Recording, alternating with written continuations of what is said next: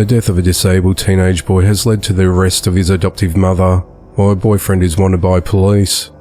On Tuesday the 6th of February 2024, the 16-year-old boy who has not been identified was found deceased after being chained to a cot and starved at their family home, located at 11890 Belgreen Lane in Springfield Township, Ohio.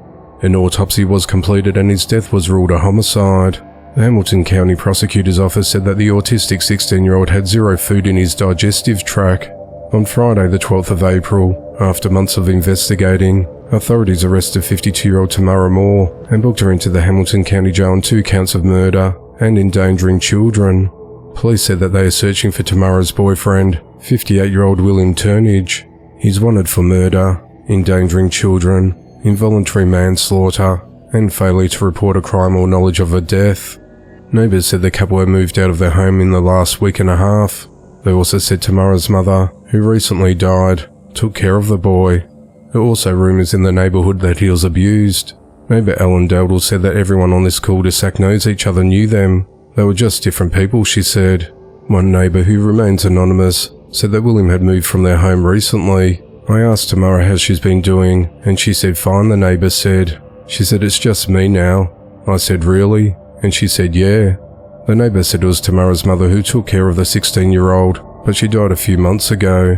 She went and got the food and stuff, the neighbour said. She'll make sure everything was good with the whole family. Another neighbour said they heard stories about the Cincinnati public schools coming to the home. Like the guy had hit the boy, the neighbour said. I've never seen it because I don't know them. They never really came outside. Hope they find him because he deserves to go to jail just as bad as she does. The investigation into the matter continues. 41-year-old Anthony Wessel has been sentenced to life in prison for killing his 37-year-old wife Anna Wessel. On Wednesday the 10th of April 2024, Anthony pleaded guilty to second-degree murder. He'll be eligible for parole after 25 years.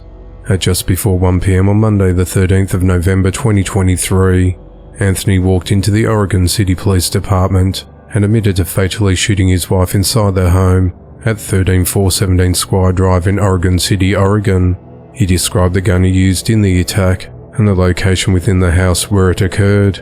Officers responded to the residence and found 37-year-old Anna Wessel deceased inside, with 2 gunshot wounds to the head.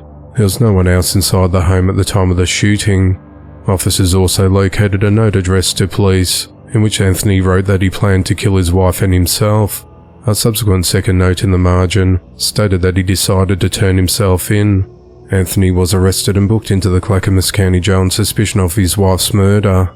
Anna's obituary stated that she was best known for her extraordinary ability on the piano. The couple's 4 children aged between 10 and 16 years old were placed into the custody of their aunt and uncle. The couple have been married for 18 years, and the motive of the killing has not been publicly shared by police. 36-year-old Dewan Betancourt is behind bars for fatally beating his 4-month-old infant son Quinn Betancourt. At just before 4:30 p.m. on Tuesday the 5th of March 2024, authorities responded to an apartment near Northwest 50th Street and North May Avenue in Oklahoma City, Oklahoma, on reports of an infant not breathing. Medics attempted life-saving measures and transported the unresponsive infant to the Oklahoma Children's Hospital, where he was pronounced dead. The child was found to have skull fractures, and its cause of death was determined to be from blunt force trauma. Dewan spoke to police about why the baby may have suffered skull fractures, saying that the infant rolled off a couch and onto a soft foam mat a few days earlier, and that he sat on the mat and fell backwards. He said that he put the boy into a swing for a nap at 12:30 p.m. earlier that day, and then forgot about him until 3:45 p.m, where he found the baby cold and not breathing. More than 30 minutes later, he texted his wife, but only typed her name and then called 911 5 minutes later. At the hospital, Dewan said it's all my fault. The autopsy revealed the baby suffered from injuries consistent with child abuse. A doctor said the injuries would have occurred from the baby being slammed on a hard surface, and the baby would have died within 5 minutes of sustaining such injuries. On Thursday the 11th of April, Dewan was arrested and charged with first-degree murder. He's held at the Oklahoma County Jail on a $5 million bond. The investigation into the matter continues. A man has been sentenced to 50 years in prison for trying to poison his newborn daughter. On Thursday, the 11th of April 2024, 46-year-old Curtis Jack of Hampton, Georgia, was convicted of first-degree cruelty to children and criminal attempt to commit murder.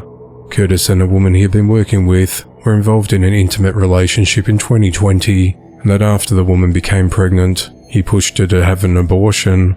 A woman gave birth on the 24th of September 2020, but was hospitalized after the birth. A week later, on the 1st of October, she asked Curtis to take breast milk for the newborn to the child's grandmother. He was caring for both the newborn and the woman's older daughter. Within 24 hours, the infant became critically ill and poisoning was suspected. Curtis admitted to detectives that he put antifreeze in the breast milk he took to the grandmother, and he told them that he did it because he didn't want to pay child support. After Curtis was indicted, however, he withdrew the confession.